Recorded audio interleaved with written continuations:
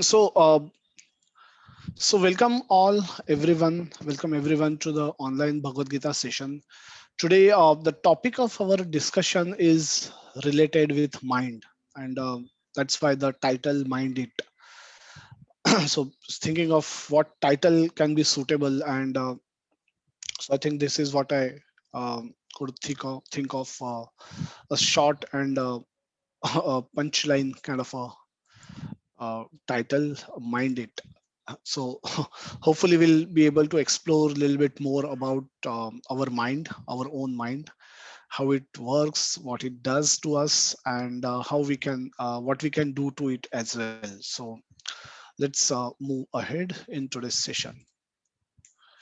We'll continue chanting these three beautiful verses, important verses from Bhagavad Gita.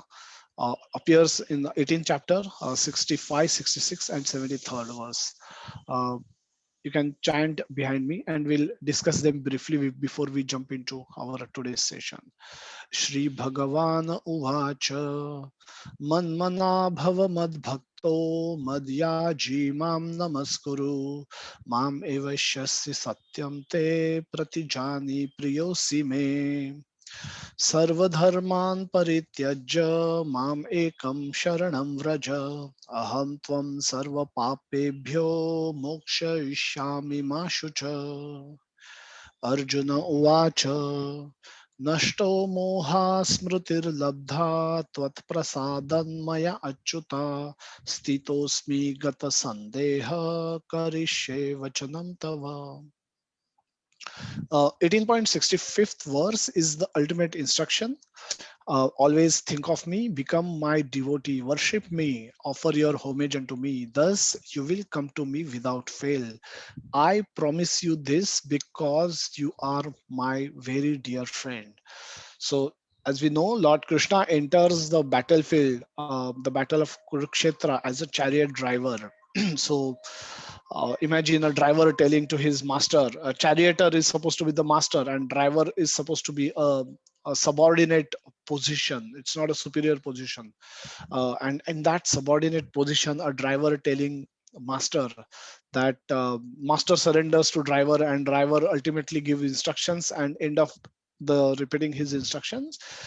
He says this: become my devotee, think of me always, maya arpita manobuddhi. In one of the verses he says, maya arpita is devote or give your mind and intelligence to me, and think of me and become my devotee, worship me, offer your homage unto me. Thus you will come to me. This is the objective. Thus you will come to me without fail. Going back to Krishna is the objective. So that's the objective. Fighting war was never the objective. Taking revenge was not the objective. Serving Krishna was the objective. And why he gives this knowledge? Because Arjuna was very dear friend of Krishna. So he was related with Krishna in the Sakhya Rasa, or a friendship, in the mood of friendship. And the devotees, all souls, have relationship with Krishna in one of these five important rasas. That's Vatsalya ras, Sakhya ras, Datsya ras, Madhurya ras, and Shanta ras. So so that's how we are all related with Krishna. However, we've forgotten that aspect, and therefore we are struggling in this world with our five senses and a mind, which is sixth sense. The smana shasthani indriyani prakriti sthani karshati, as Krishna describes in 15th chapter. 66th verse, Krishna goes on to elaborate, give further assurance that don't just surrender to me, abandon all varieties of religions. So this is the surrender, and just surrender unto me. So at the beginning of war, Arjuna surrenders to Krishna and then fight war. Fight war as a service to Krishna, as a, not just as a duty of a Kshatriya, or not just to save, take revenge of his wife. Why? These were valid reasons, but not fully valid reasons, or incomplete reasons, because identifying oneself as a Kshatriya is also operating at a bodily platform. However, if we think of ourselves as a spiritual being, a spirit soul, then spirit soul could be kshatriya in one birth could be brahmana in another birth. So the designation of kshatriya is also temporary, and so as brahmana. But what designation can be continuous across all birth is a servant of Krishna, is a loving servant of Krishna, is one designation which you can carry in all your lifetimes, all your births, and across all your species, all your varnas, be it Kshudra, Vaishya, Brahmana, or Kshatriya. All varnas can become servants of Krishna. All varnas are fully, they have equal opportunity to love Krishna, and then Krishna can reciprocate with all of them and deliver. The just surrender unto me, I shall deliver you.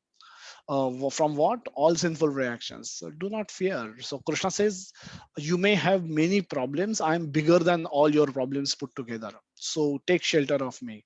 Sharanam Kracha. That's beautiful assurance Krishna gives. Arjuna said, "My dear Krishna, oh infallible one, my illusion is now gone. I have regained my memory by your mercy." The mercy word is the most important. He's got his intelligence back, not by his own effort, not by contemplating, sitting under a tree and meditating on himself. This is his part is required. His attentive hearing of Bhagavad Gita is required. But it happens only with Krishna's mercy. When we are positively approaching Bhagavad Gita in a subordinate, servative mood, mercy comes. And that's how we learn Bhagavad Gita also with Krishna's mercy. So the knowledge is gained by Krishna's mercy. Illusion goes because of Krishna's mercy. And regain my memory, that's by Krishna's mercy. What's memory he's talking about? Memory that he's not just a Bharata Vamshi. He's not just a Kshatriya. He's not just husband of Draupadi who was insulted, but he is a servant of Krishna. He is associated with Krishna in the mood of service. So that's the memory. That's what we forget. All of us will forget this, and therefore we land up in all the problems. I'm now firm and free from doubt and prepared to act according to your instructions. So those instructions are are meant to be acted upon. They're not just theoretical instructions that student learn and then they forget. But no, these are instructions that need to be made as ingrained in our DNA. Yeah, that's need to be never forgotten. If we forget this, then again we go back to uh, our adnan or agyan, as they call, as it is referred in Bhagavad Gita. And so that's the state we need to avoid. We need to come out of that state and come in the gyan. And what happens when gyan comes, the as if sun, when sun arises, the whole universe get illuminated, and this becomes visible, everything becomes very clear. Similarly, when one gets gyan, then everything becomes clear to him, and then he's now saying this, confirming his understanding of Bhagavad Gita, and also not only confirming the understanding, saying that going one step further, now I'm prepared to act according to your instructions. So he's going to now act according to the instructions of Bhagavad Gita. So that's the most important piece. Uh, we are in the sixth, we'll be discussing sixth chapter verses today. And the most important verse which comes in sixth chapter is the fifth verse in the sixth chapter, where Krishna talks about a mind being, mind can become one's enemy and mind can becomes one's friend. And we'll explore, take this theme further and explore the various aspect about mind and how it work, what does it do. The sixth chapter starts. So the fifth chapter has ended. That's a karma sannyasa yoga, and what the way we have traveled is the first chapter where Arjuna speaks predominantly, asks, give a lot of logic, and takes a decision not to fight, because he does not think that is, as per his knowledge, that is not a right decision to fight for a small piece of land, prepared to kill all my relatives, prepared to all these people will be all these men who are present in this battlefield, they will get killed. Eventually the children and women will get exposed, the society will get impure. So many reasons Arjuna provides to Krishna, and Krishna hardly speaks. Krishna doesn't speak practically at all in the first chapter. So that's where, and then he asks many questions, uh, and realizes that after having taken this decision not to fight, Arjuna's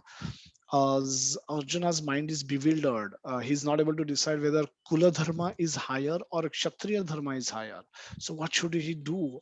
In this confused state of mind, he identify it as a problem of mind.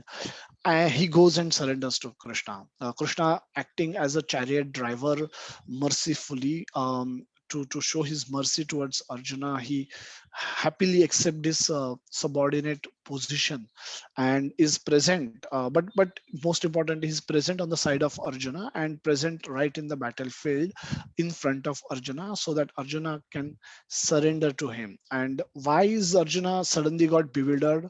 Because of Krishna's arrangements. He reveals that in the fourth chapter when he says that I have spoken this knowledge earlier to Sun God, and who spoke to his sons, and that like that this knowledge was being passed on through disciplic succession. However, in the course of time, this knowledge was lost, and therefore, there is a need to re-establish this knowledge. And I'm making you hear this from me to restart the same chain of disciplic succession. So, what happened on the battlefield, the confusion of Arjuna, it was all played by the Yoga Maya. And Yoga Maya acted in such a way that Arjuna gets bewildered and asks questions. When perfect questions are asked, more perfect answers can be given. Krishna needed a situation to speak Bhagavad Gita. He could not have spoken this somewhere sitting after the meal. It's not a post lunch conversation in a palace where also he could have told Bhagavad Gita if he just want to give knowledge.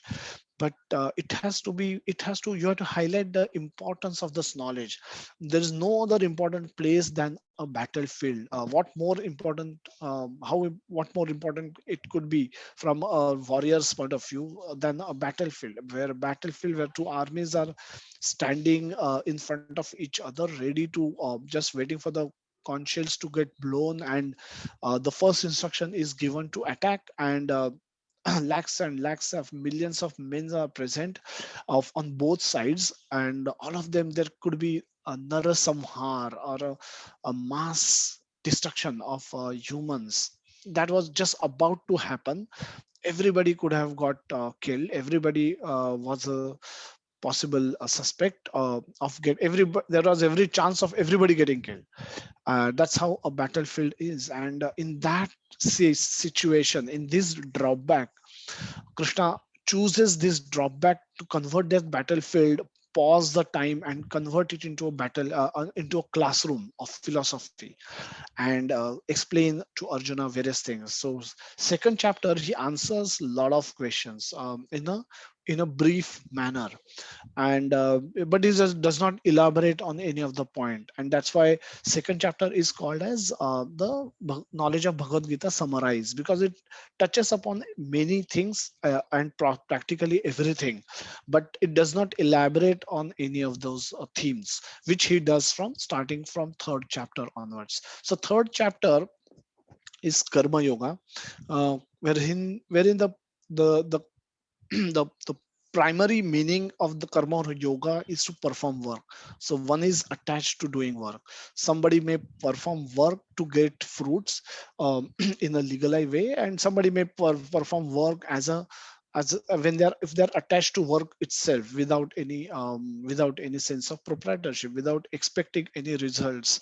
And so this work, karma yoga, is later followed by jnana in the fourth chapter, where Krishna speaks about himself, when he gives tell him that Sun God received this knowledge from me at the beginning of this universe, but that since the knowledge was lost, I am giving it again. um, and then continue elaborating on the on the Karma Yoga theme, which he left in between in the third chapter. Fifth chapter is Karma Sannyas Yoga. Now, Karma Sannyas Yogi is advanced than Karma Yogi. Karma Yogi is just doing work. Karma Sannyas Yogi is is predominantly aware of his position as a spirit soul.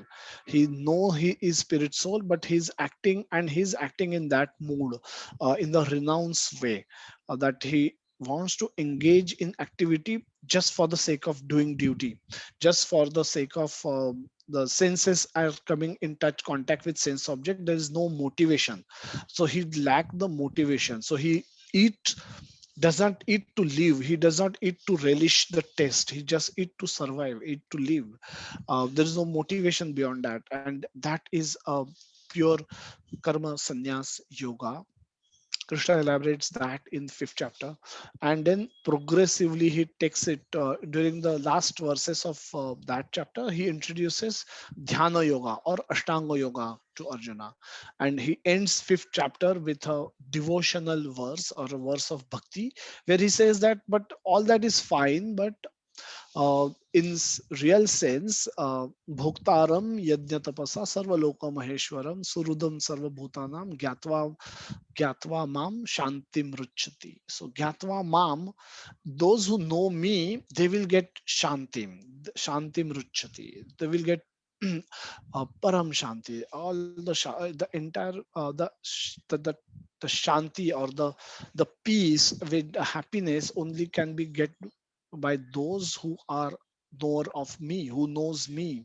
And what is that knowledge, that he is the enjoyer of a beneficiary of all the yagyas and sacrifices and all the tapa, which means austerities. Anybody doing anything is actually going to him indirectly or directly as per the mood of the doer. So if anybody walks to a temple, that's the austerity that he's performing. Maybe he's thinking of that demigod, but ultimately it goes to Krishna. That's what Krishna is confirming here. And he end this chapter with this devotional verse, which is the hint that the progression that exists in the yoga ladder. The yoga ladder, initially one may start doing work, and we saw that yoga ladder discussed also in one of the sessions, that how the progression takes place, and how with more knowledge, more faith, our values change. The values change for better. Once those value changes, our decision making changes, because we take decisions predominantly with reference to our values. So if somebody believes that the meat eating is not good because of the violence, and he might not be a devotee, but still he may choose not to eat meat, no matter how decorated or how cheap the plate is. He will simply refuse, and he will not even contemplate, should I eat, should I not eat, because those are the decisions one is taking with reference to their value system. And once those values are firm, the decision become easy. He bluntly says no, no matter you give it free, no matter how good you think it tasted, and no matter um, how decorated the plate could be, I'm not going to, or whatever the benefits that you may recommend this to, I will not simply eat, and that's it, and there's no second thought. So the firm values we have, easy decisions it becomes for us. So the devotional knowledge and the values get formed with knowledge and faith, and that's what the devotional service is also going to help us get more knowledge of Krishna. And with sadhana is going to give us the faith, because we will get the experience of Krishna. That's how we will progress in devotional life as well. So sixth chapter opens with this verse. Again, the sixth chapter, similar to fourth chapter, does not starts with a question from Arjuna. It starts by Krishna speaking directly. Anashritah karma phalam karyam karma karoti yah sa sannyasi cha yogi cha na nirar agdi chakriyah.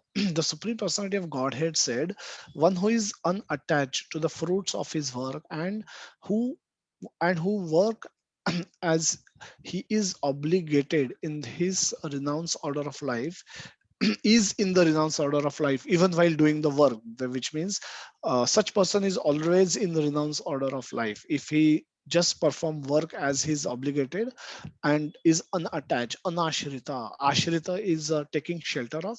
Unattached is which is not take one who does not take shelter of the fruits. So one while performing actions, one is not thinking of the fruit that is supposed to get from that actions.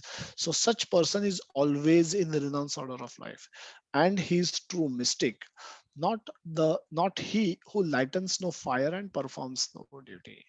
Anashrita karma phalam, without taking shelter of the fruits of karma. The second verse is the na sannyasa miti prahur yogam tam vidhi pandava na naya asan nahya asanya nahya asanyasta sankalpo yogi bhavati kaschana. So the translation, what is renunciation? You should know to be the same as yoga or linking oneself to the supreme. O son of Pandu, for one can never become a yogi unless he renounces the desire of for sense gratification. So anyasasta asanyasasta sankalpo, without giving up desires for self satisfaction. Again, very important was the Ashtanga Yoga process starts with Yama and Niyama. Yama and the Niyamas are like do's and don'ts, and very strict do's and don'ts. And without doing those, if one cannot proceed to asana, ideal situation, and asana is bodily postures to gain control over mind, to slow down the process of breathing, to slow down the working of mind, the agitation of mind, and then progresses to pranayam, pratyahar. Pratyahar is this process where you cut down on the ahar of the senses. Ahar is food, and food for the senses are the sense objects or the sense enjoyment. So a yogi in this stage does not let his eyes see, does not can control the breath practically, does not want to ear, does control his ear, does not let anything enter into his ear, and practically he has to be situated in a secluded place. He cannot be sitting in a city like Mumbai or Delhi, where this kind of a stage is impossible to attain. So that's how he cut down all the inputs or the gyanendriyas, through which all those signals or this input goes into our mind. So we'll look at that aspect also today later. The fifth verse is the verse which we will discuss a little bit more in detail today. And so the so the verse is, this is again one of the most important verse. And uddharet atmana atman, न आत्मन अवश्यध्यायत आत्मैव ह्य आत्मनो बंधुर आत्मैव रिपुर आत्मनः. So the word atman or atma is used in two sense over here. Udhared, which means one must deliver. One must deliver, and how? One must deliver himself with the help of his mind. So the that two atman refers to one atman refers to himself, which is the spirit soul, and the second atman refers to the mind. So the two atman are the soul and the mind. And what is the connection between the two? The using mind, soul should help deliver himself.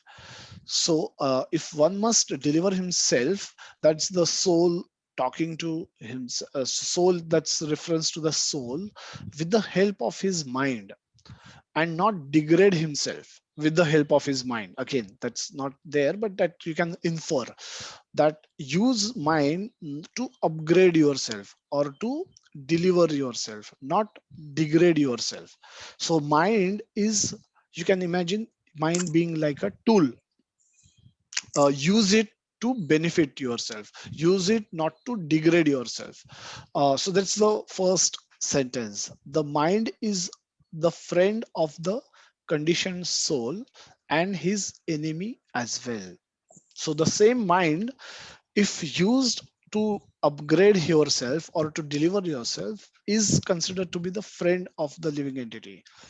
And if it is not used in that way, which is if you are not going up, you will go down, or even if you stay at your same level, you are still not going up, which means it's a degradation, because mind is supposed to be used to upgrade yourself. That's anything. If that doesn't happen, if it, even 1%, then you're as good as getting degraded. Then you're, why that cannot happen? If you use mind improperly, incorrectly, or in a wrong way, and if when that happens, you will get degraded. And if you do that, the mind is your enemy. And and if you don't, if you are able to upgrade yourself, the mind is your friend. So so the mind and the soul are different, and we'll talk about that. We'll just open up a little bit. Let's discuss seeing this image. uh, what do you feel about mind?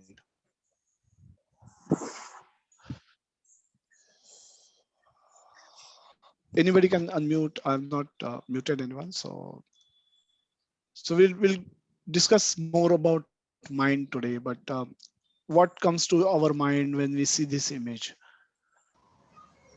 It's You just can use chat box. Yes, go ahead. yeah, mind is just confusing and confusing us. Confusing, confusion. Okay, just opening the chat box. If Mm, anybody up. puts into the chat box, Yeah, mind is there to unwind the thing. unwind. So you see entanglement here.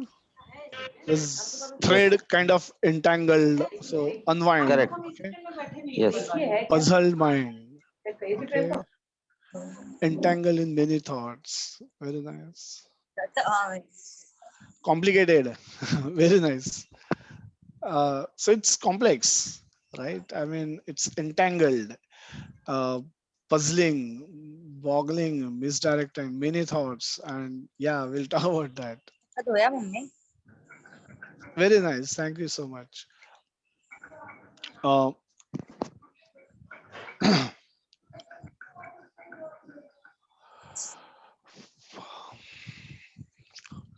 so the whole verse is saying that a mind is can be a friend and can be a enemy.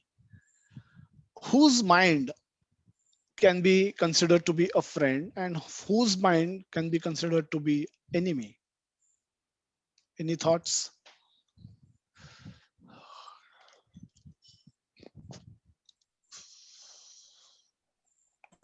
Hare Krishna Prabhuji.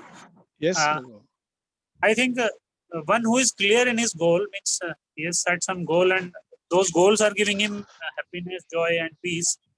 His mind is, in my opinion, is the friend of the individual, and the mind of anyone which is not giving him peace or the achieving the goal in sense the goal of life is the enemy of the particular individual. Uh, Very nice. Yes, but I Raghu. believe the goal, if goal itself is not in right Worthy goal. direction, then mind. Correct. If it is not a worthy goal, then what?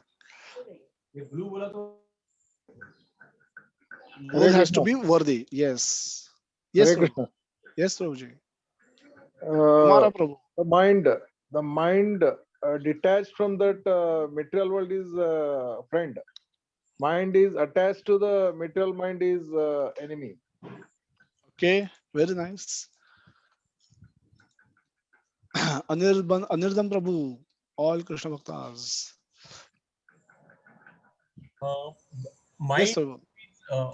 Hare Krishna Prabhuji. Hare Krishna Chaitanya Prabhu. Yes.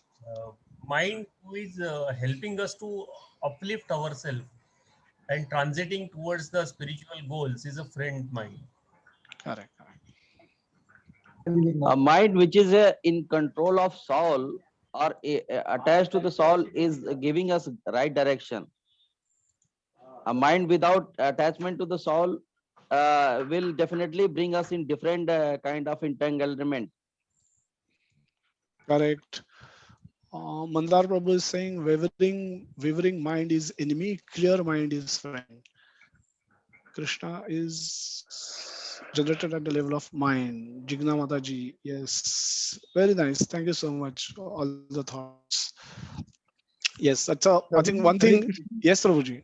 Sainath Prabhu. Uh, yes, a mind is the friend of the conditioned soul. Yes, Conditioned soul Prabhuji. means Tell me. which is the soul is being elevated in a way that it prays becomes a servant of Lord. So for that, the mind is friend, and one who is unconditioned soul is there means it is not uplifted to elevated to the level of devotional service towards God. Its mind is an enemy of that. Okay, very nice. Anita Mataji is given nice two-liners. If you control mind, it is a friend. If mind controls you, it is your enemy. So very nice. So we'll move on. So so nice. I think nice descriptions about the goal. Uh, if a hope goal is worthy, but even if for material goal, if one has to direct one's actions towards achievement of goal, and if mind is helping in that objective, then it is can be considered it to be a friend. If goal is against that,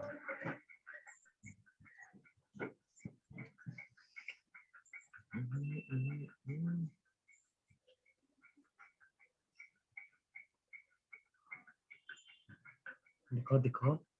तो कुछ net का problem As हो it गया comes up, mind is like a tool. Mind is like a अरे is क्यों ऐसा आजकल बंद है हाँ ऐसा क्यों बंद है फिर से स्टार्ट कर रहा हूँ so. Yeah, you can mute yourself. I'll proceed further with the discussion, or I can mute that. Mute all. Yes. So I just muted everyone, but you can feel free to unmute later and speak. Okay. So we'll proceed further and explore a little bit more about mind. So we'll go back to our this analogy of or the design of our own self. Our we call it the soul is this is a this is how our X-ray should look like. That there is a gross body which is made up of pancha mahatattva, the earth, water, fire, air, and ether. Uh, Under this is a subtle body, which is mind and intelligence, and there is a self ego which results out of this. And under this is the soul, which is Sat Chit Ananda, or eternity, knowledge, and bliss. Eternity, seeking knowledge and seeking bliss, and is eternal by nature.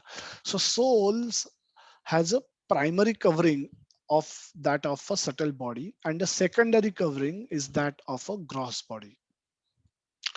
What does a soul do? So mind in its original state is always pure. So you can think of river Ganga. So where it originates, it's there's no pollution in it. But as it progresses, as it comes down and hill and to the plains, it becomes impure eventually. So the mind in its original state is neither a friend nor a enemy. So one doesn't have to negatively think that everybody's mind is a enemy. So in its pure state, mind is a kind of a neutral. You way you use it from then onwards, the becomes either impure or pure, remains pure and starts keep helping you. The impurity that can enter mind is the desire to enjoy God's property without God. So we refer to it as when we feel to enjoy independently. That's the cause of our prime problem. So that's the impurity with which we get infected. A pure mind is a friend and impure is a enemy. The desires, once a desires enter one's mind, it start acting, and the mind start acting on that desire.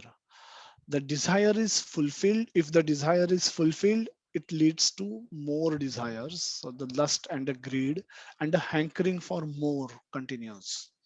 If desire is not fulfilled, it leads to anger and eventually the downfall.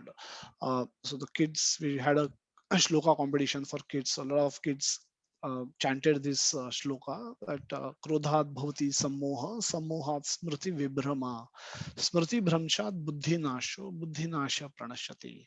And it all starts with dhyayato vishayan punsa, dhyan karna vishayam ka. So that's how it starts, and this is where it leads to. And happens then? It leads to lamentation and misery. It results in lamentation and misery. So that's where the mind can take us to if it is not managed properly. So the impurities, when we talk about impurities, are the enemy. That's the primary enemies that we have. So the process of cleaning mind should lead to mind desiring only to love and serve Krishna. So that is Krishna consciousness process in misery. So anything other than that, any desire other than that is a desire causing, leading to impurity and leading to our downfall. So let's explore our mind a little bit more. So in Bhagavad Gita second chapter 17th verse, Krishna says that that which pervades the entire body, you know that that is avinashi. So the verse is avinashi tu tvat vidhi. Uh, so what that pervades the entire body, so the consciousness which emanates from the soul gives, when soul is in the body, it radiates consciousness outward in our body, just like a bulb giving light outward. Bulb, from the bulb becomes the source and the light goes outwards. So similarly, a soul present in one's body radiates consciousness outward. The consciousness is, the soul is first, the first covering for the soul is that of mind and intelligence, and that's where it catch hold of the mind. The conscious, the mind becomes activated with the consciousness. The subtle body is the first contact is with the mind and the intelligence. Using subtle body, the consciousness reaches out towards the senses and ultimately the sense object. And this is how soul functions, or try to fulfill its desires. And this is how he interacts with the world around. Verse from Katha Upanishad gives the analogy of a chariot, and the five senses are like five horses. The the eyes, the mouth, the the the eyes, ear, nose, tongue, and touch. The five senses are supposed to carry, are connected to the chariot with the reins, and the buddhi is the chariot driver, and the soul is like a passenger. Now the chariots need to travel, and horses need to make that journey happen. Horses are connected with the chariot with the reins, which is the mind. And as long as those horses are in control of the chariot driver, which is buddhi, who is using those reins to control the horses, the chariot goes in the direction where the passenger wish to go. The moment this gets this this model gets disturbed, the chariot, the horses takes chariot driver, the reins become loose, and horses then are able to take chariot in the direction, in the misdirection. It can go in any direction, and the buddhi can just help watch helplessly. The soul can just watch helplessly, and the buddhi actually supports the whole program of getting it going to the right direction. We'll see that the mind is the reins. So this is also explained in Bhagavad Gita second chapter. Indriyanam hi charta yan mano nu vidhiyate tadasya harati pradnya vayurnavam imambasi. So the pradnya is harati pradnya. Intelligence is taken away, carried away, or stolen away. Harati is apaharan, like kidnapped away. Just like a vayu or the wind can take sweep away a boat on the water. So wind can, if a boat is not in control, then wind can just takes a boat completely in the wrong direction. In that way, this is analogy Krishna gives in second chapter 67th verse. The so the so the indriyanam hi charta, indriyanam hi charta means even even one of the roaming senses, that's the indriya, on which mind focuses, can carry away a man's intelligence. The most important part is the mind is focusing on the senses, roaming senses. Roaming senses is not the senses which are applied in maintenance. Is the when senses are let loose, uh, roam when the horses are let loose, they go in any direction they feel like. And that's what, and if the mind focuses on those senses, then it can carry away intelligence, who is the head driver of that man's intelligence, and then that can lead to downfall. So the important pieces are to know that the senses can are also powerful, and they can carry away a mind and whose mind goes away, the intelligence follows. So the mind control is essential. Mind control is extremely important. For whom it is important? It is important for all of us, because all of us have mind of our own, and hence this knowledge is important for all of us to learn. And not just learn, we learn in Bhagavad Gita that it has to be practiced also. So we have to learn and practice this knowledge. It is necessary for material as well as spiritual success. So as we discussed, that any material valid goal, if an Olympian wish to win an Olympic medal for his country, he has to control his mind and train himself in such a way that he becomes the world number one. That's how where the Olympic is a place where the whole world will come and compete, and that's where you need to excel and become first. He needs a needs very very high focus training, and even for a material goal one has to have control over the mind, what to speak of spiritual goal, which requires mind control as the fundamental activity. So mind should be strong enough to tolerate the demands of the senses and engage them in the right activities. So just see if without God. Yeah, thank you so much, Chaudhary. So, mind should be strong enough to tolerate the demands of the senses and engage them in the right activities. Um, so, all of us probably will agree that mind, something needs to be done with this mind of our own, and it troubles us sometimes. It cooperate with us sometimes, but appears to be uncontrolled, not so much in our control. We just have to be at its mercy, that hope that it will support us every time, but really not that we can do much about it. So how do we learn more about it? So mind is a subtle muscle and needs to be purified to develop strength. So if we wish to go to develop our body and get strength in our body, we can visit a gymnasium, and what we do there is train ourselves, do exercises, take weights, and do a lot of things as we are guided by trainers there, and build our muscle, we become stronger.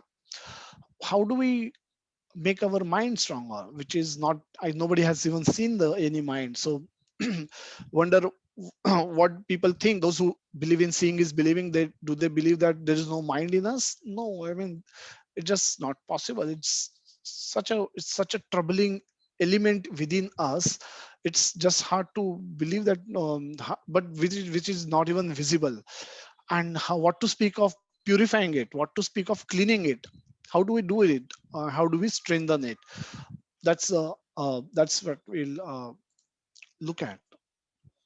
We'll look at a quickly a verse from from Sri Chaitanya Shikshashtakam. Sri Chaitanya Mahaprabhu appeared in this world 500 years ago. His Krishna himself appearing in the form of a devotee and taken the kanti, tapta, taken taken the taken the complexion of Radharani. So he's in the mood of Radharani and praying to Krishna, always manifesting symptoms of ecstasy as he pray or takes Krishna's name. But he appeared and he inaugurated this Harinam Sankirtan movement, appeared in Mayapur, then traveled all across India. South India tour is extremely famous. He visited many places of pilgrimage, distributed love of Godhead freely. Now, love of Godhead is is a is not the objective with which Ashtanga yogi practices yoga. They want to concentrate on the Lord within their heart. They don't have to. Love of Godhead means the sakhas uh, of Krishna wants to eat lunch with Krishna. They want to feed Krishna from their tiffin box, the laddu which their mothers have given for themselves. So now this is, they want to beat Krishna in the wrestling match. They want to take Krishna on their back, or they want to climb on Krishna's back when Krishna loses in the games. Now, now this is not yogis aspire for also. So this is what devotees aspire for. This is what Yashoda Maya aspire for. She does not want to concentrate on the Krishna in her heart, which is there also, but they are not interested in that worship.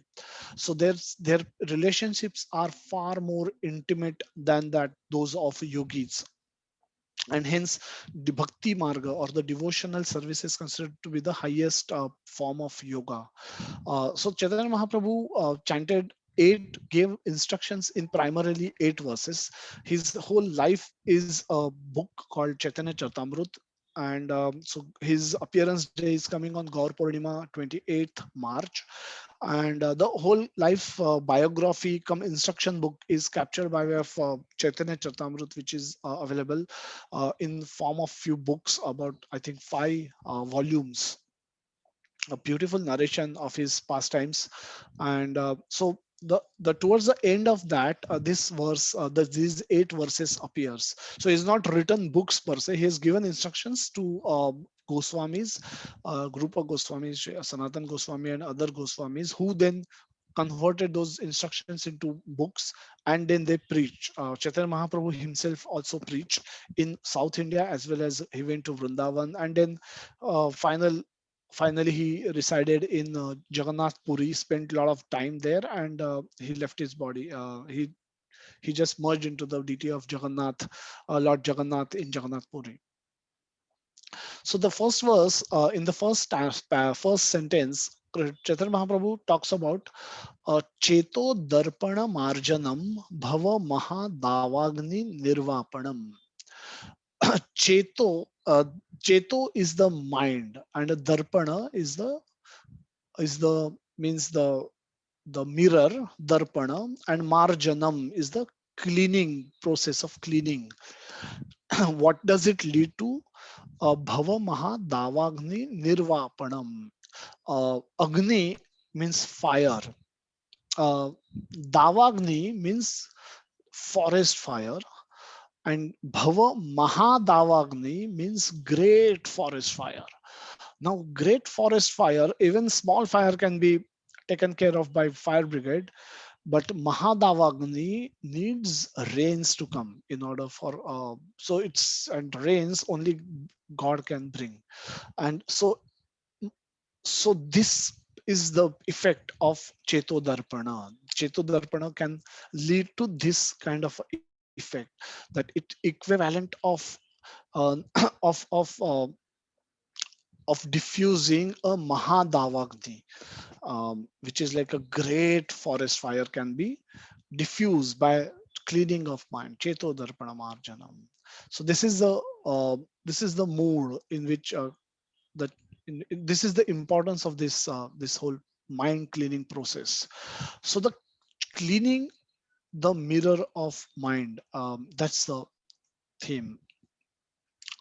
So let's understand how do we use our mind. We've seen that the consciousness which radiates from the soul first catch attention of the mind, and so mind is intimately connected with the soul, and through mind soul view the world around us primarily.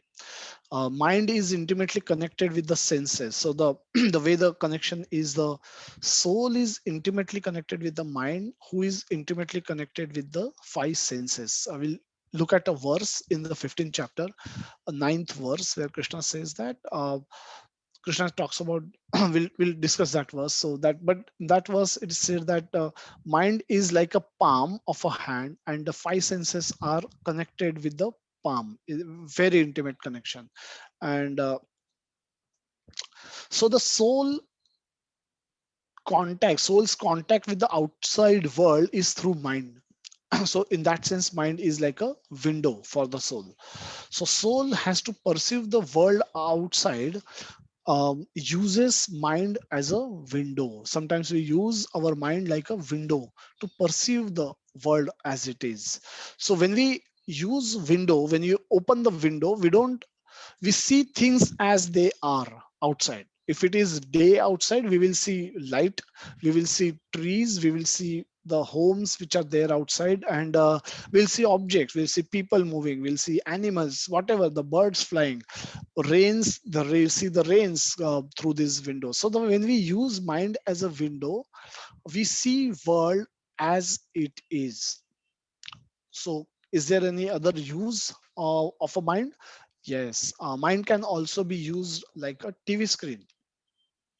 So when we are at home and suppose a cricket match is going on, and the cricket match could be going on in, say, Australia, and we are watching the cricket match sitting in the home, our consciousness actually gets transported through TV screen into Australia, to Australia, where the match could be happening in Sydney or Melbourne or some other cricket ground, and we get glued to the activities which are happening on the on this field. Now here, our mind, we are using our mind, sometimes we use our mind like a TV screen, and that's what happens when our consciousness get traveled to a different place than where we are sitting. We could be right now sitting in a home, and probably listening to the class, so we have headsets on, our eyes on the screen, and we are trying to listen. And the moment, if we suppose if we are watching it on the watching this attending this class on the laptop, and suddenly if we feels that we have not seen our mobile for last 1 hour, and you don't remember where you kept it. And so the moment this thought enters your mind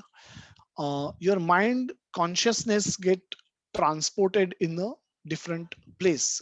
So it's no more, the eyes might be still looking at the laptop screen, the ears must be still using those headsets are still pouring this words into your ears, but in your mind you don't, neither you see nor you hear anything, because your mind has transported you to a different place completely.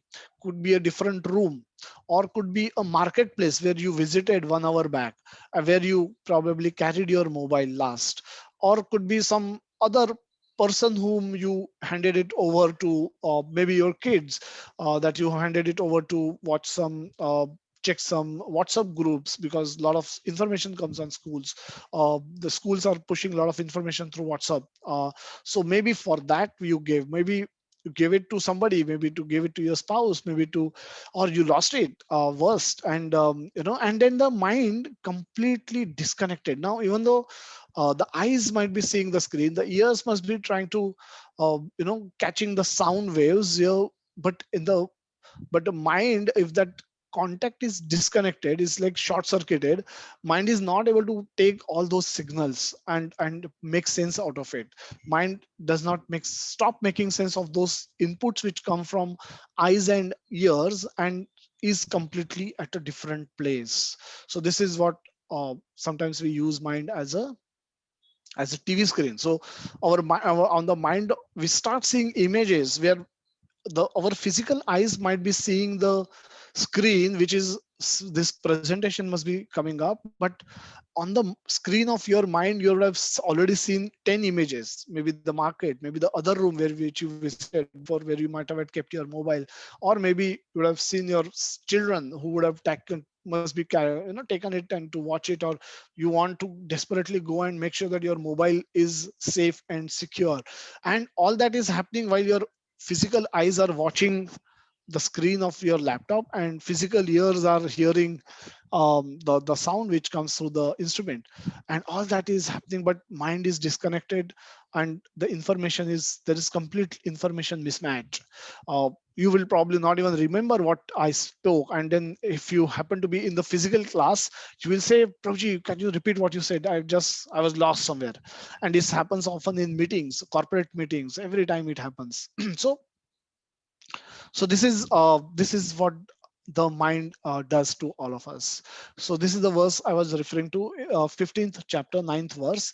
In this, Krishna talks about transmigration, how a person, how a soul go moves from one body to another, and that's a process described in 15th chapter. So he says that the kshotram chakshu sparshanam cha rasanam grananam granam ivacha adhisthaya manashchaya vishayan upasevate. So what does it do? The living entity, the soul, thus taking another gross body, obtains a certain type of ear, eyes, tongue, nose, and sense of touch, which are grouped about the mind, or basically which are intimately connected with the mind. He does enjoy a particular set of sense objects. So that's how he enjoys. So I was just fascinated by the level of details Krishna was providing, and we'll come to that when we see fifth chapter. But so fascinating. I mean, we just keep wondering how our body functions, and here is all this information that is made available to us. And people don't take to Bhagavad Gita, or does not go beyond karma karo, karma ki fal ki apeksha mat karo. They think Bhagavad Gita is this, but can be so much more which we may miss out if we don't study Bhagavad Gita, if we don't value it. Maybe some other countries who are making Bhagavad Gita, including Bhagavad Gita in their institutes, in their universities as a curriculum, probably they'll start teaching Bhagavad Gita message to us sometime later. That will be big misfortune. So as the mind works, the five senses are so intimately connected with the mind, and what they are doing, they are constantly scanning the sense object outside. The eyes are trying to see things around, the nose is trying to smell something nice, or smell something. If it smells something dirty, it sends that signal to the mind. Eyes, when see some sense object, could be a form, could be a toy, could be a thing to eat, could be anything. The it's sending those signals back to the mind. Nose is sending, ears are sending, touch, we want to touch certain things, tongues, we want to eat rasgulla for lunch today, or gulab jamuns for lunch today, or so uh, these are the these are the signals that our senses are sending to the mind constantly.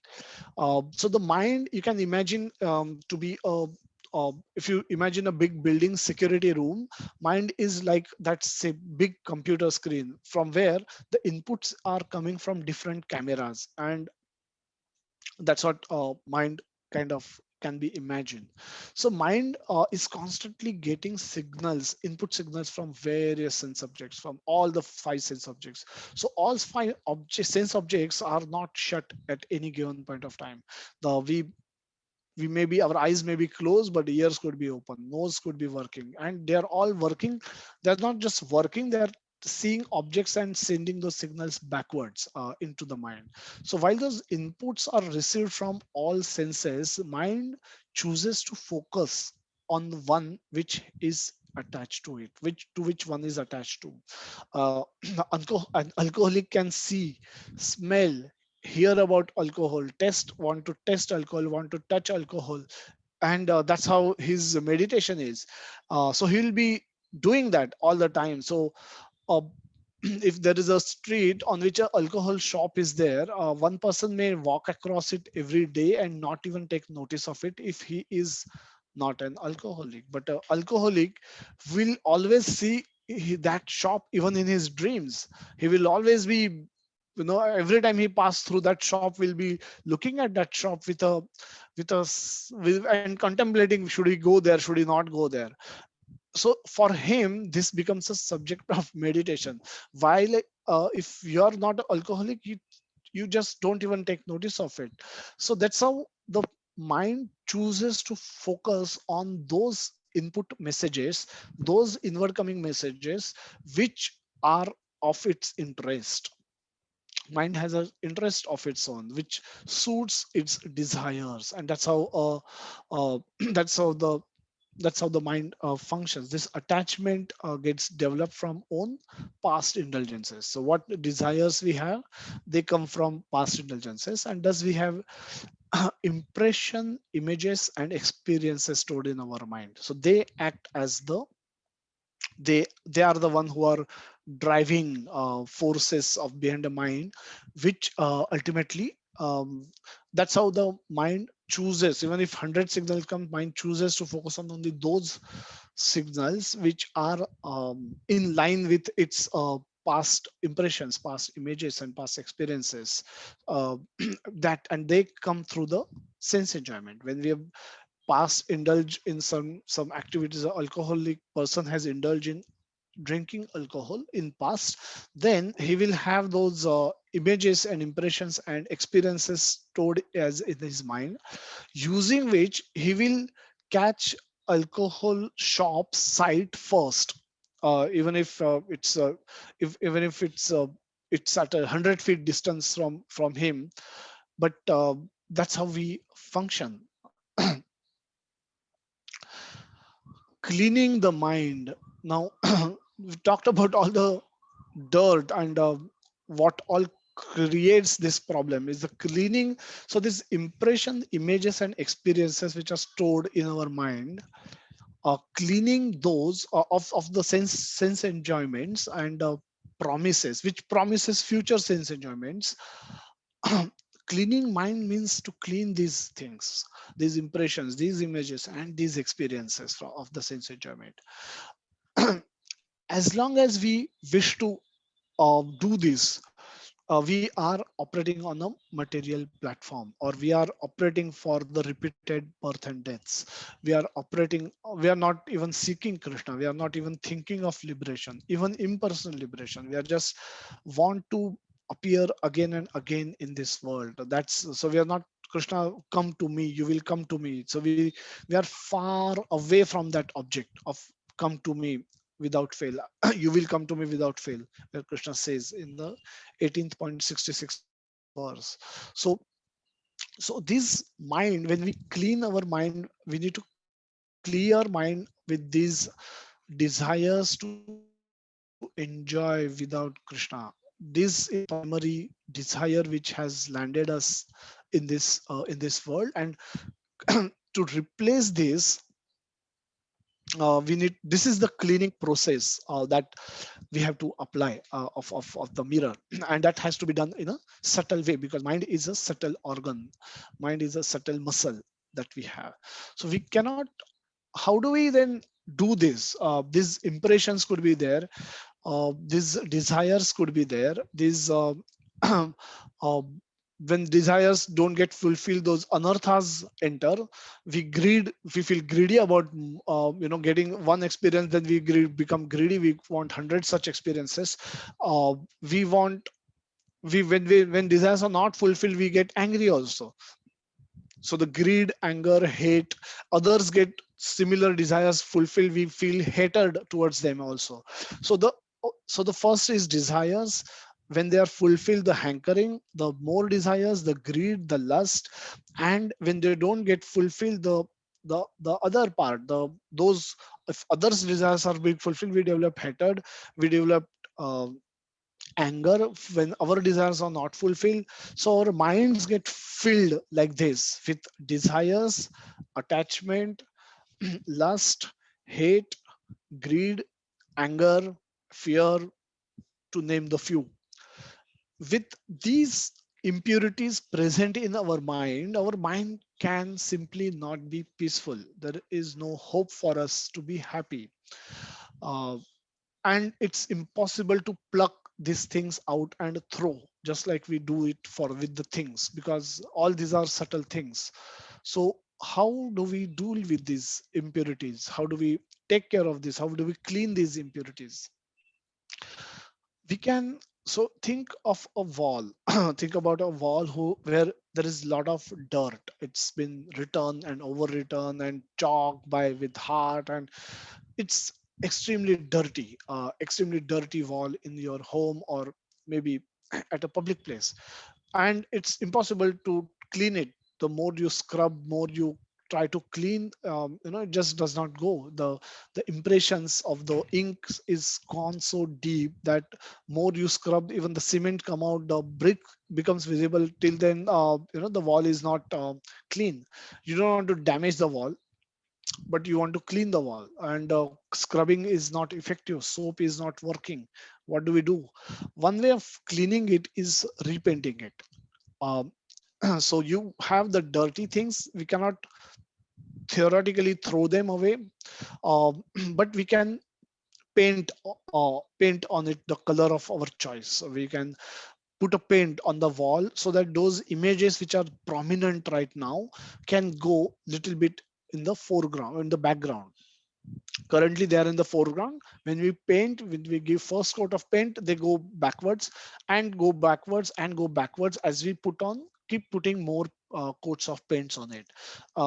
Then what happens is, eventually, the one after giving that last coat, you will realize that from the visual, it's not visible. The dirt could still be there, but it's not visible anymore.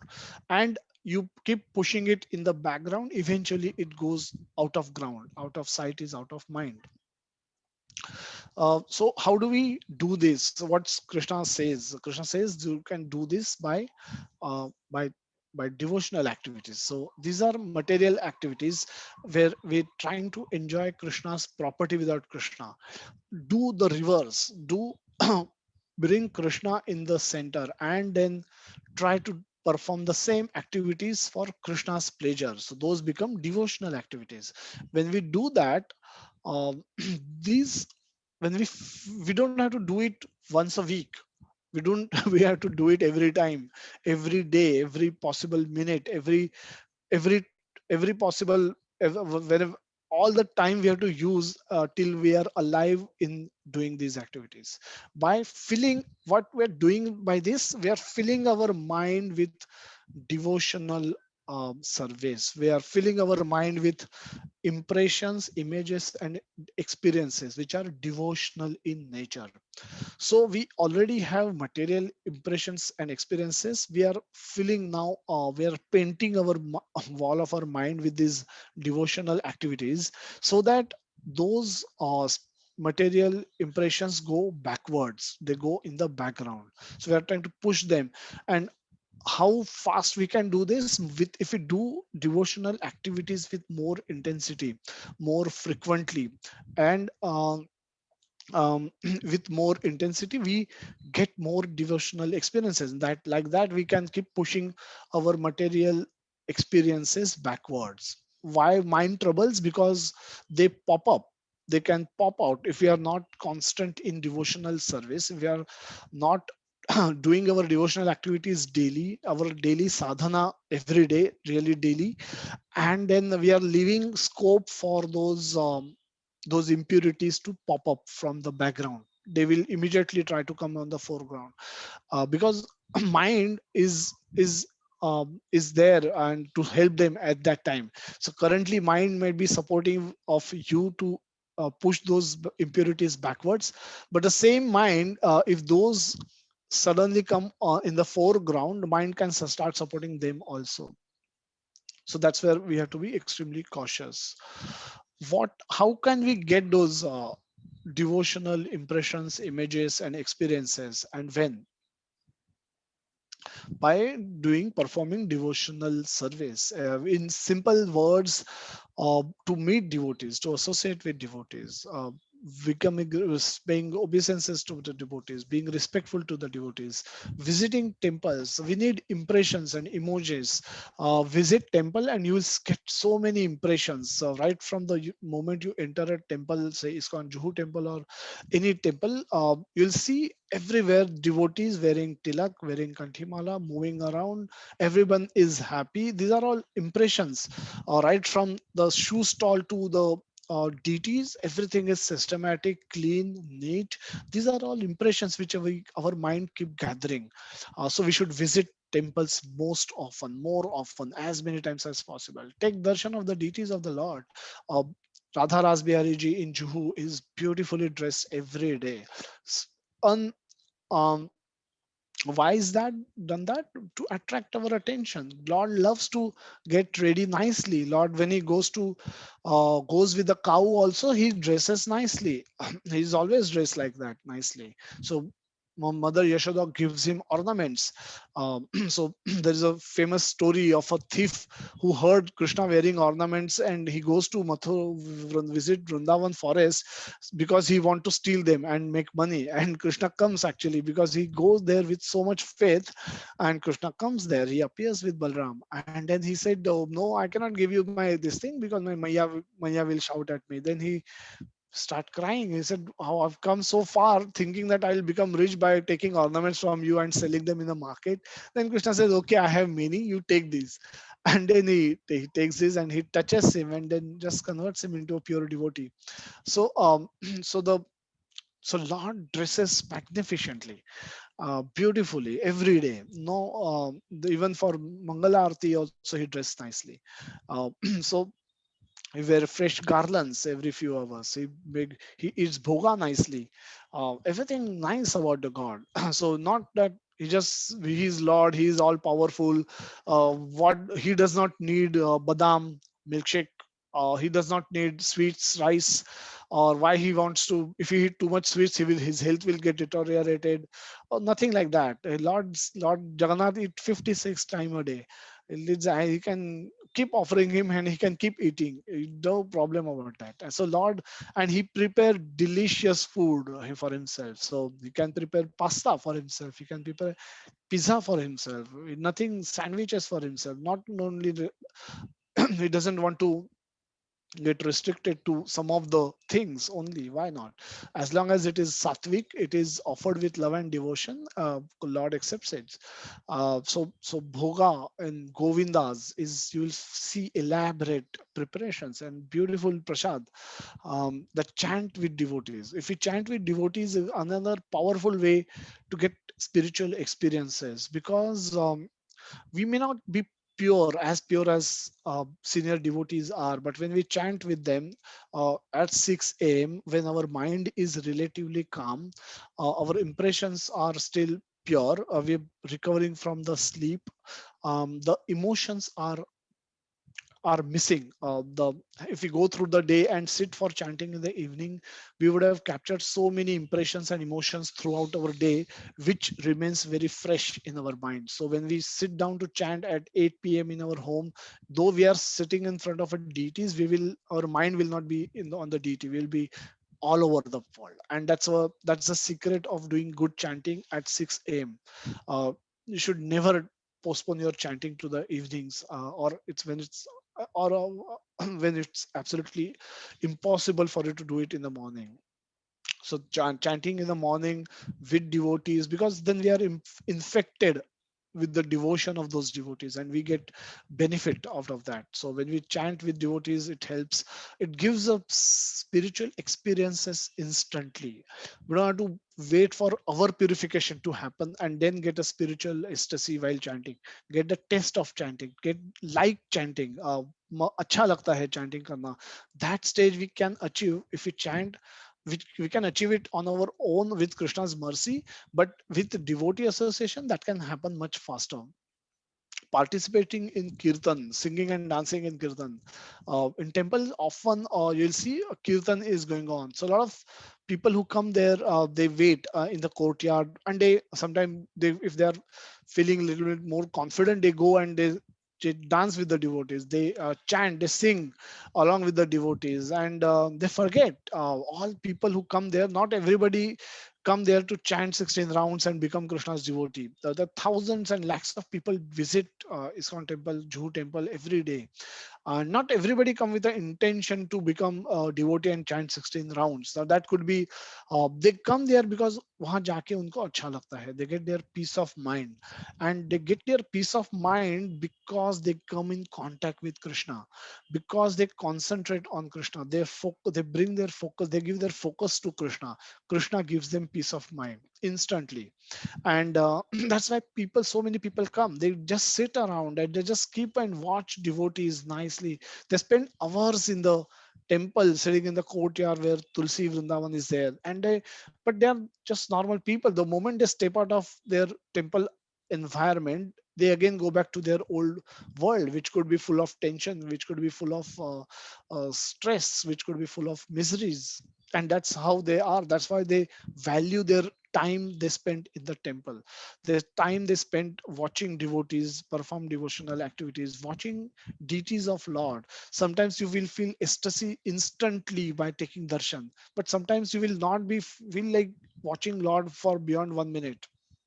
It will be difficult because of your state of mind. It will just pull you, drag you down somewhere else. And then even if you're standing in front of Lord, you will not be able to see his forms or appreciate him or offer prayer to him, personal prayer to him, say something to him. All that you cannot do. Sometimes you can do it nicely, sometimes you cannot do it nicely. But people come there with a hope that they will get infected by the devotional. So this is how we can gather, we can infuse into our mind the devotional impressions, the devotional images, and devotional experiences.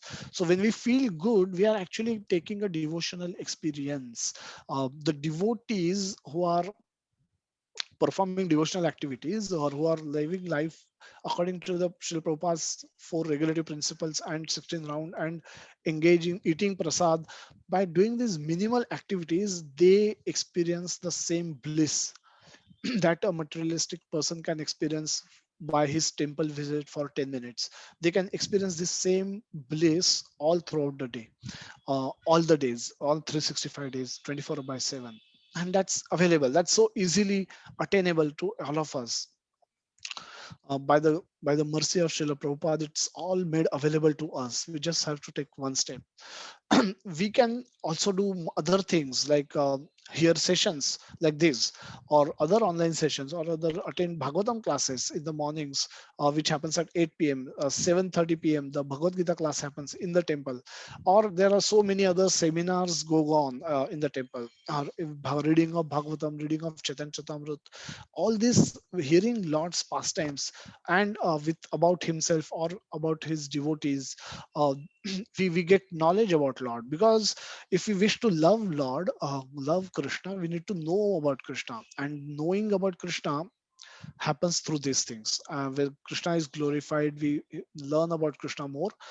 Then inquiries, how do we get this experience? We feel good when we visit temple. How can I feel good all the time?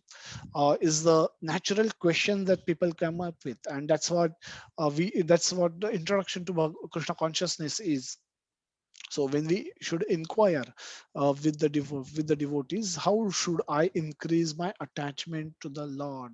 Get attached to the Lord, get addicted to the Lord, seek opportunities for rendering services to the Lord or his mission or his devotees. These things gives us the spiritual experiences, spiritual impressions, and spiritual images. The connection with Krishna can only bring purification with his mercy.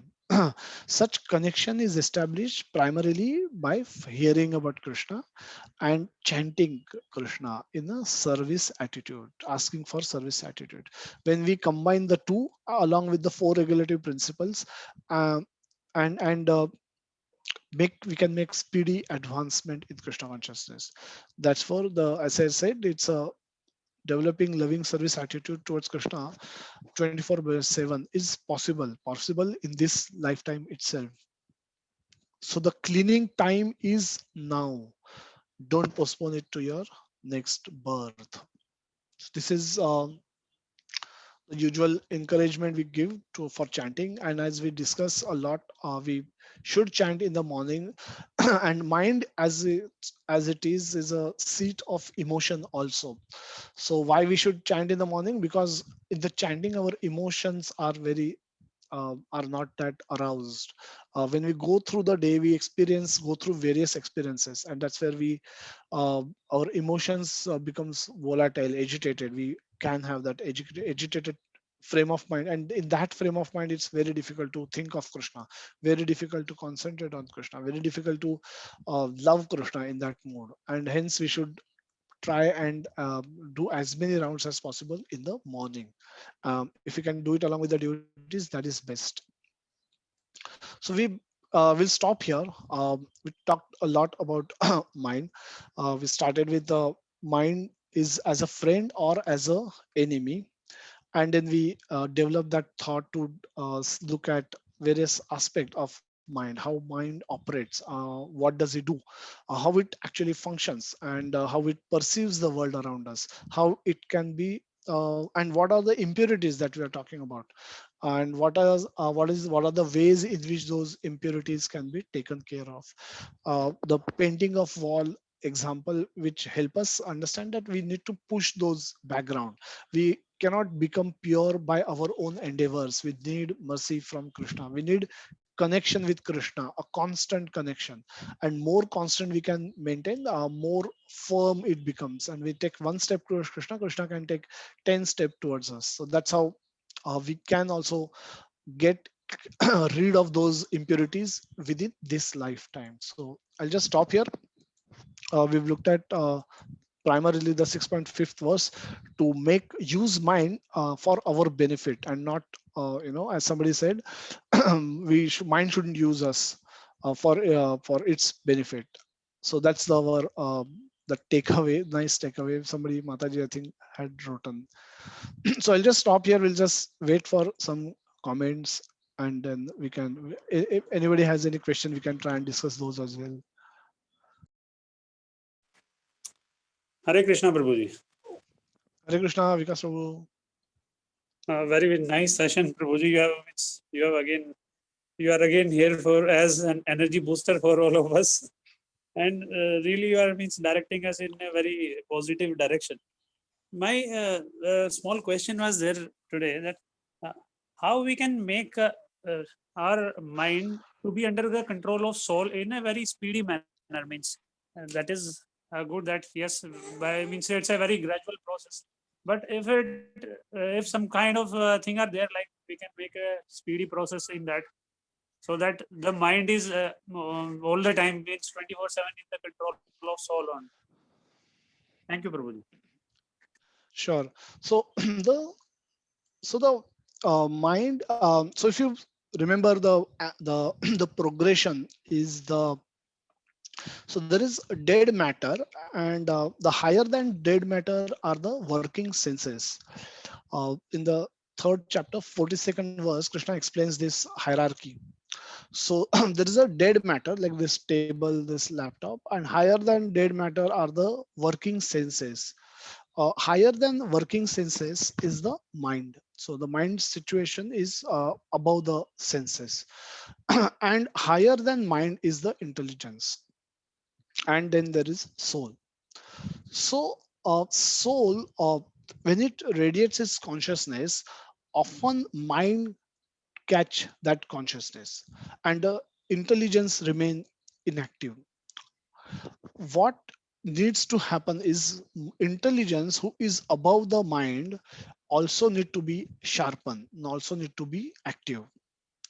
The intelligence becomes sharper with knowledge.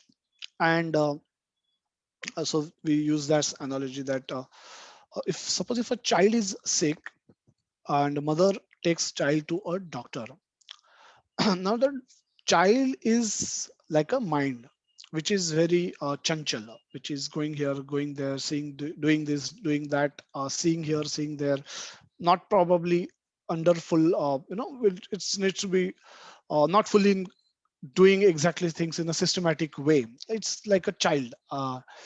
But mother who is intelligence, like intelligence, she's attentive, she is more conscious of long term. The doctor is like a spiritual master or a devotee who are guiding us. The doctor doesn't talk to the child, doctor give instructions to the mother. Doctor probably just keep child engaged, but primarily talks to the mother and gives her the do's and don'ts and the medicine. When doctor is not going to be with the mother and child all the time, the mother will come home eventually, and when she comes home, it is up to her to ensure that somehow or the other she prevent child from doing, not doing things which were told by doctor not to do, and doing things which are told by doctors to do, and ultimately take the medicine. And a good mother will know how to catch hold of her child, make it open its mouth, her mouth, his or her mouth, and make the child swallow the medicine, whatever it is, whatever taste it could be, bitter or sweet or whatever it is. This is when a mother does. And why mother does this? Because she is convinced that there is a long-term benefit for child to uh, from taking this medicine today, which could be bitter pill, which could not, might not be tasting as good as, the child may not like the taste. Now if she go by the taste of medicine and postpone, not give medicine to the child, it could lead to a long-term problem for the child. The sickness could get aggravated, it could become even fatal. So the mother who is intelligence is always thinking long term. And once it gets convinced that the line of treatment recommended by the doctor is correct and is valid, she will make child take the medicine and prevent child from doing wrong things. If is a fever, then she'll not let child play in the water or take drink cold water or whatever. So she'll ensure that child does what has been recommended to do and also take the medicine, and this way the speedy recovery can take place. Now apply the same to our situation. We are our discussion is primarily aimed at our intelligence. It might feel good to the mind, but it's primarily aimed at our intelligence. Once our intellectually we get convinced that this is the process, I don't have to eat non-veg, I don't have to get into intoxication, I need not do gambling and still survive in the world. And with this, when we practice Krishna consciousness, now these are negative things, but not meeting meat doesn't really, but the positive aspect of it is eat prasad only. When you eat prasad, you get far more spiritual benefit by just avoiding violence of eating meat. So when we eat prasad, when we associate with devotees, when we chant Hare Krishna Mahamantra, and we continue with this under the knowledge of that we more knowledge we get from the reading of scriptures like Bhagavad Gita and Srimad Bhagavatam, we can make speedy progress. Unless, and prasad play a big role in it.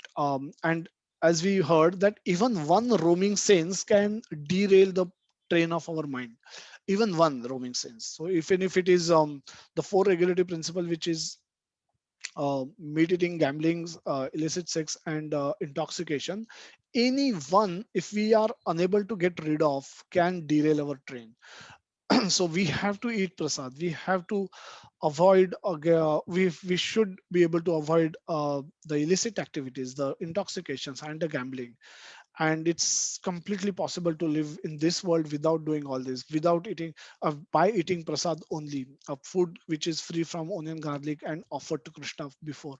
And that itself will that's why prasad is considered to be one of the most powerful tool in ISKCON, because when one get attached to eating prasadam alone, that itself keep them conscious, because we are conscious of eating food all the time practically, right from the morning breakfast, afternoon meal, midday snack, to the evening dinner. We are thinking of food all the time, and if we think of prasad all the time, we will connect it to Krishna immediately. So whatever you are eating, eat sattvic, eat, offer and eat, and you will never be disconnected from Krishna. And that's a secret. That's a simple secret of progressing in Krishna consciousness. Chanting help us definitely, and chanting is most potent weapon. And chanting in the morning, as I said, is also a potent, the most potent thing that can help us progress in Krishna consciousness. But these were some of my thoughts.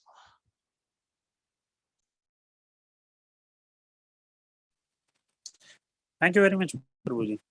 Very nicely explained. Thank you. Thank you, Prabhuji. So Prabhuji's son participated in chanting competition. We had a shloka chanting competition for kids. We have kids class, so he participated, and he chanted Vikaso. He chanted Mangalacharan prayers. Oh Madhyana Tivram Dasya and all that. And we were like very surprised and very pleasantly surprised, because we didn't quote those verses. Those are slightly technical verses, so we didn't keep those in those syllables. But he chanted those very nicely. Did he I know was this? watching him through YouTube, Prabhuji. Ah, okay. You were in must be in office that day, because that was a working day. Okay. But yeah, he chanted all very nicely. And he immediately after coming on screen, he did Charan Sparsha. Was very sweet, very beautiful. Actually, Mataji is actually teaching him to touch the feet. Actually, even before he was doing that, but he is now mostly regular that just he wakes up and do that. Yes. Yeah, we make all kids and their parents to put a message on the WhatsApp group for kids we have, that have they observe the DT in the morning, have they touch feet of their parents. And if kids are not taught this, they'll forget very easily. They'll just become like Western kids, and it's very tamasic to say the True, least. Prabhuji. Very true. Very nice.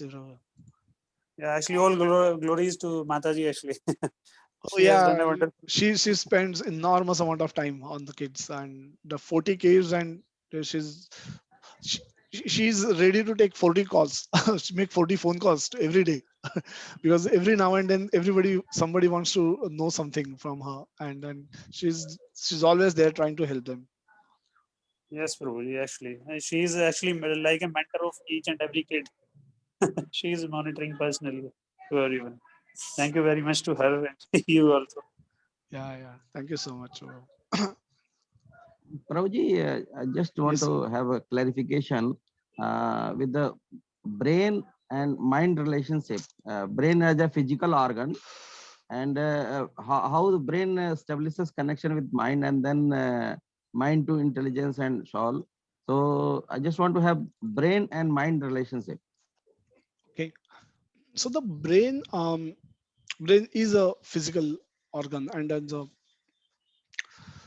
so kind of a central processing unit. And mind is a seat of emotion. So when we sometimes say that we are sad, we say that our heart is broken, we have heart broken. We have the emojis with hearts being broken into two. So a mind, people general assumption is the mind has a connection more with her heart and less with her brain. But the way I think our body work is that mind is a seat of emotion, and a seat of emotion by means a place which is a storehouse of emotions primarily. Brain is more of a, a decision maker, as a processor of processing unit, and brain stores document also, but mind has a storing capacity also. uh, so the my mind has enormous storing capacity. That's how the past life memories get transmitted through mind and intelligence. The subtle body also is a storehouse. Generally, the intelligence is linked to the brain and the mind is linked to the heart because of the emotions, so emotional state. But um, and so that's a primary. But we can find out more about it. Uh, but brain is again a more of a tool, but not more of a processor than anything else. Mind is a place where all the emotions get accumulated and new desires get popped up, and all that happens in the mind. So mind is slightly a wider object than brain. Brain just happens to be an organ. I mean to say, like all the sensory organs which receive the pleasure, they give input to the brain, right? Then how that brain is connected to the mind? Because if soul want to drive this body, if this physical body, that information of desire or soul comes to via intelligence or directly to the mind, and Correct. then mind. So the yes, the pathways may travel through brain, and brain may control the movement at a physical level. But even if the physical, we took an example where if you come to know that your mobile is missing, if I find out, then even though the physical inputs are coming, nothing gets recorded on the screen of mind. My screen of mind, I'm seeing something else. So this is using our mind as a TV. Our TV, we can be sitting in Mumbai, but we can watch a match in Australia. So this is, and when we are watching that match, we are actually exported to that place. We are not, we are disconnected from the physical reality. So the next, so seeing, sitting in a theater, when we enter a theater, the lights um, in the theater goes off and the light on the screen comes up, and then we are get hooked to that reality. At that time, the even if somebody is sitting next to us, we may have to make an effort to know what that person is doing. We might not be even conscious if that person is sitting with leg cross or sitting with sitting with legs, keeping leg on his on the chair next to it, or eating popcorn or whatever. We Our consciousness will be focused on the screen. So this is how, so so brain may send signals using the sensors. So the senses, but the mind will not even register those if mind is focused somewhere else. That's why we say that you are absent minded, and then you may just repeat, seek to repeat what you said in the meetings. This happens because where mind is somewhere else. Mind is disconnected from the physical reality, and because mind can do that, because brain cannot be disconnected, then it can cause a, as a physical level, it can cause a malfunction. But mind, being a subtle object, can go anywhere. I Right now I can go to Vrindavan and recall my memories from Vrindavan while I'm talking to you all. Last year we visited Vrindavan. We spent 4 days there, and what we did, where we went, where we I ate prasad, which prasadam was good, which kirtan was good. I can My mind can go there very easily within a less than a split second. My brain could be still, my the speech organ could be speaking to you about Bhagavad Gita, but in my mind could get hooked to Vrindavan. I can recall those memories, I can relive those memories, and I can relish those memories while I'm sitting in front of you, talking to you, Jagannath being defined behind me. So mind can work in more complex way. Brain is still is a physical object, and is designed designed to take sensory messages which are inputs which comes from the, and direct them towards the mind. Mind is the screen on which they appear, and that's where the soul perceives them. But soul will perceive only those things which when the mind is connected with those sense organs. Okay, Prabhuji, thank you so much. Thank you. Thank you, Vinod Prabhu.